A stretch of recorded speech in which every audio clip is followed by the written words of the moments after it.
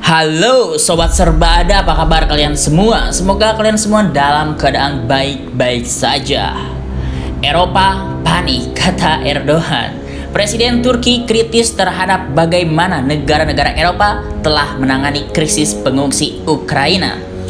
Anggota Uni Eropa dan negara-negara Eropa lainnya berada dalam keadaan panik atas masuknya pengungsi dari Ukraina.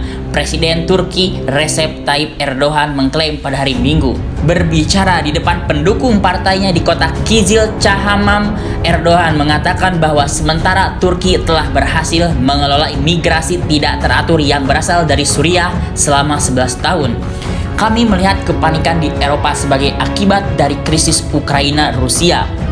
Kepala negara Turki itu melanjutkan dengan mengungkapkan harapan bahwa dunia akan keluar dari periode krisis itu dan akan mulai sesegera mungkin. Sejak Rusia menyerang Ukraina pada akhir Februari, hampir 14 juta warga Ukraina telah mengungsi, menurut sebuah laporan yang diterbitkan pada hari Jumat oleh Amit Awad, Asisten Sekretaris Jenderal dan Koordinator Krisis PBB untuk Ukraina. 6 juta dari orang-orang ini diyakini telah melarikan diri ke negara-negara tetangga. Negara-negara anggota Uni Eropa seperti Polandia, Rumania, dan Hungaria telah menjadi salah satu tujuan utama selain Rusia untuk pengungsi Ukraina. Selain masalah migrasi yang dipicu oleh konflik Ukraina, Erdogan juga menyinggung aplikasi Swedia dan Finlandia untuk keanggotaan NATO yang diajukan pada pertengahan Mei, mengutip ancaman yang dirasakan dari Rusia. Presiden Turki menegaskan bahwa Ankara akan terus menghalangi kedua negara itu untuk bergabung dengan blok militer sampai harapannya terpenuhi. Ini menarik karena sudah mulai ada terjadi gesekan-gesekan dan percikan api yang terjadi di dalam aliansi NATO, di mana ada dua negara yang ingin ikut bergabung namun dihalangi oleh satu anggotanya, yaitu Turki. Karena persetujuan bulat dari semua 30 anggota NATO diperlukan untuk anggota baru untuk dimasukkan ke dalam aliansi. Keberatan Turki telah secara efektif menunda harapan kedua negara Nordik tersebut untuk bergabung dalam waktu dekat.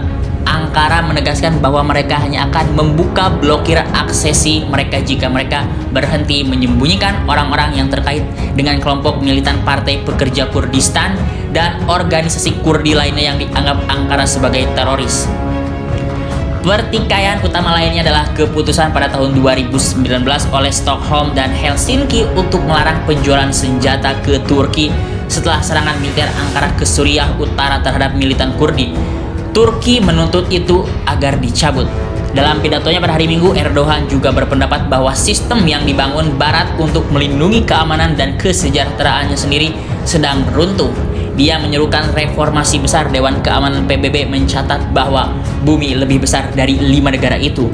Presiden Turki juga mengatakan bahwa ada indikasi bahwa negara-negara Barat pada akhirnya akan mengadopsi saran Ankara yang telah dibuat selama bertahun-tahun dalam hal ini. Bagaimana tanggapan kalian sebagai pengamat politik dan militer dadakan mengenai berita ini? Coba berikan komentar kalian di bawah.